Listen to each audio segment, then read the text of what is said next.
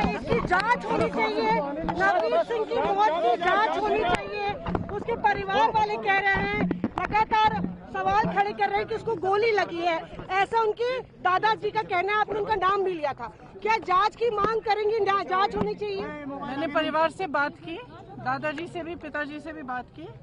उनका स्पष्ट ये कहना है कि एक न्यायिक जांच होनी चाहिए, निष्पक्ष जांच होनी चाहिए। बहुत क्लियरली उन्होंने कहा। प्रियंका जी, आपने बहुत मार्मिक भाषण दिया। आपने ये कहा कि मेरा बेटा 20 साल का है और जो नवनीत थे वो 25 साल के थे। आगे आप लड़ाई किस तरीके से लड़ने वाली है? अरे एनआई ऊपर कर दो यार माइक। देखिए, मैंने वहाँ भी कहा कि हम पूरी तरह से किसानों के साथ खड़े हैं, नवनीत जी के परिवार के साथ, उन सब शहीद किसानों के साथ और उन सब किसानों के साथ जो आज भी इतने दिनों बाद, महीनों के संघर्ष के बाद दिल्ली के बॉर्डर पे बैठे हुए हैं। मैंने वहां भी कहा कि सबसे बड़ा जुल्म ये है कि हमारी सरकार, देश की जो सरकार है, वो पहचान नहीं रही है कि एक सच्चा संघर्ष है। इसमें कोई राजनीतिक साजिश नहीं है, कोई नेता इसके पीछे नहीं है, कोई पार्टी इसके पीछे नहीं है। ये दर्द है किसानों का, देशवासियों का दर्द है।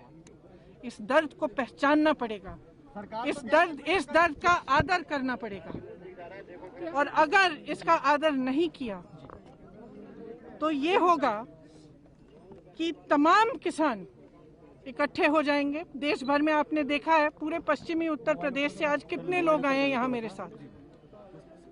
मैंने उनसे कहा नहीं कि मैं यहाँ आ रही हूँ, खुद आए हैं। कम से कम 300-400 गाड़ियां हैं। क्यों आए हैं ये लोग? क्यों आए हैं? इसलिए आए हैं क्योंकि जो किसान बैठे हुए हैं वहाँ, वो उनके साथ हैं। तो पूरा देश इनके साथ है। जो नेता ये पहचान नहीं सकता, वो बहुत बड़ी गलती कर रहा है।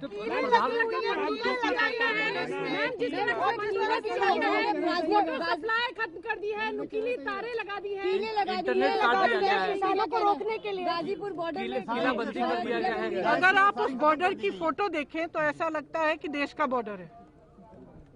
इस तरह से उन्होंने वहाँ पे इन्फोर्समेंट किया हुआ है, री इन्फोर्समेंट किया हुआ है। किस लिए?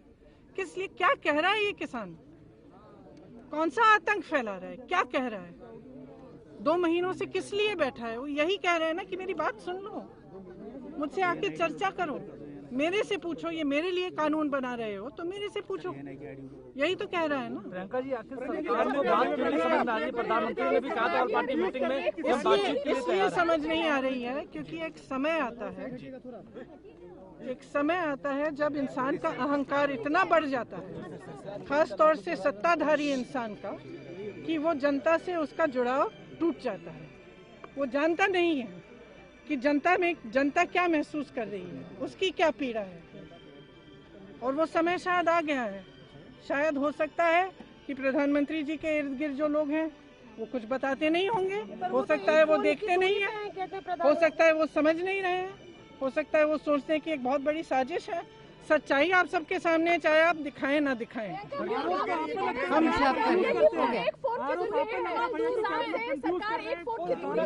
एक टेलीफोन दूर है प्रधानमंत्री, सरकार मतलब सरकार कहती है हम लोग एक टेलीफोन दूर है। अच्छा, एक टेलीफोन दूर है, लेकिन लाखों किसान बैठे हुए बॉर्डर पे 2 महीनों से, उनसे मिलने की कोई इच्छा नहीं है क्या? वो बॉर्डर कितना दूर है प्रधानमंत्री के निवास से? कितना दूर है? षड्यंत्र है सरकार। तो क्या किसान, प्रधानमंत्री जी में इतना अहंकार है कि वो अपने घर से गाड़ी में बैठ के वहां तक नहीं जा सकते? उनके 3 लाख, 2 लाख, 3 लाख, उन्हीं के तो देशवासी हैं। वो किसान तो कहते हैं कि हमने इनको वोट हमने दिया है। सत्ता कौन देता है भाई? सत्ता कौन देता है? सत्ता तो वो देते हैं ना। तो जो देने वाला है उसके पास आप नहीं जा सकते और आप कहते हैं कि कौन फोन मिलाएगा? जी आप मिलाइए, जरा मिलाइए, देखते प्रधानमंत्री उठाते हैं कि नहीं। प्रियंका जी, आप उत्तर प्रदेश, प्रियंका जी, मैंने पहले भी बोला है कि एक बहुत बड़ा पाप है। ये जो जवान है जो सीमा पे खड़े रहते हैं, किसके बेटे हैं? किसके बेटे हैं? किसान के बेटे हैं। किसान को आतंकवादी कहना एक बहुत बड़ा पाप है। ये पाप ना हमारे प्रधानमंत्री जी को करना चाहिए, ना उनकी सरकार को करना चाहिए और ना मेरे मीडिया के भाइयों और बहनों को करना चाहिए। और हम जब टीवी चलाते हैं तो हमें यही दिखता है कि तमाम आरोप लग रहे हैं इन लोगों पे, बड़ी बड़ी साजिशों की बात हो रही है। सच्चाई ये है कि ये जनता का आंदोलन है, ये किसान का आंदोलन है और ये उसका दुख है जो बोल रहा है। प्रियंका जी, अब